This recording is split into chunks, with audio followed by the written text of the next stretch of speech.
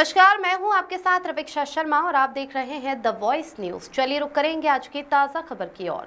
वलसाड़ महिला नागरिक सहकारी बैंक लिमिटेड ने लोन नहीं चुकाने वालों के खिलाफ कड़ी कार्रवाई शुरू की है। बैंक के बोर्ड ऑफ डायरेक्टर्स, मैनेजमेंट और पैनल वकील ने एक प्रेस कॉन्फ्रेंस में इसकी जानकारी दी। बैंक की आर्थिक स्थिति को सुधारने के लिए लोन धारकों के खिलाफ कानूनी कदम उठाए जा रहे हैं, जिसके परिणाम स्वरूप पिछले वर्ष 20 करोड़ रुपए की रिकवरी की गई है। बैंक अपने ग्राहकों को भी पैसे दे रही है, जिनकी एफडी पकने पर 25,000 रुपए तक की निकासी की अनुमति है।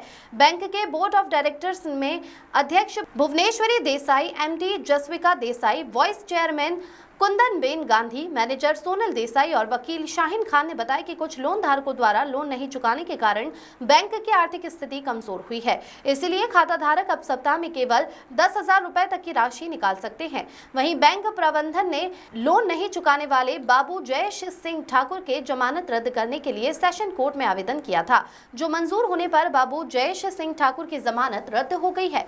इसी तरह के कड़े कदम अन्य लोन धारकों के खिलाफ भी उठाए जा रहे हैं। बैंक प्रबंधन ने आगे बताया कि लोन नहीं चुकाने वाले 40 ग्राहकों के खिलाफ नेगोशिएबल इंटरेस्टमेंट एक्ट के तहत चेक बाउंस के मामले दर्ज करने की प्रक्रिया चल रही है। इसके अलावा लोन धारकों की संपत्तियों को जब्त करने की कार्रवाई भी की जा रही है। बैंक अपनी जमा राशि बढ़ाने और आर्थिक स्थिति को पटरी पर लाने के लिए प्रयासरत है। बैंक प्रबंधन का दृढ़ विश्वास है कि इन कड़े कदमों के माध्यम से जल्द ही बैंक की आर्थिक स्थिति सामान्य हो जाएगी। सौ पत्रकार मित्रों ने एक बात जणाववा मांगू छूं કે અમારી વલસાડ મહિલા બેંકમાં ઘણી બધી લોનો અપાયેલી અને અમારા જે લોન ધારકો છે તેને વારંવાર અમે રિક્વેસ્ટ કરીએ છીએ ફોનથી, પર્સનલી મળીને, પણ ઘણા એવા છે ધારકો જે પૈસા આપતા નથી। એટલે હવે બેંક દરેક રીતે કડક કાર્યવાહી કરી રહેલી છે।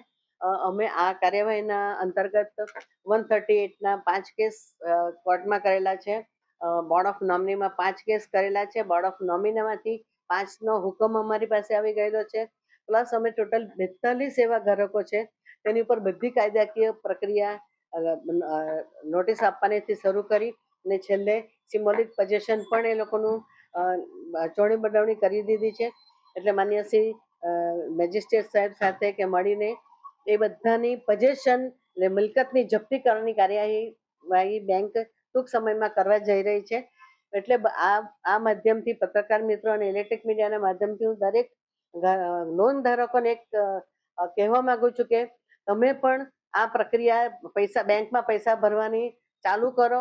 એવું માનવાની જરૂર નથી કે બેંકમાં પૈસા નહીં ભરશે તો ચાલશે, એ નહીં ચાલશે।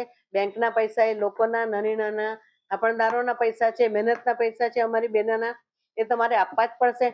નહીં આપવા હોય તો તમારે કડક પગલાંની તૈયારી રાખજો। મિલકત જપ્તી કરતા અને એને ઓક્શન કરીને વેચતા પણ બેંક અચકાવવાની નથી।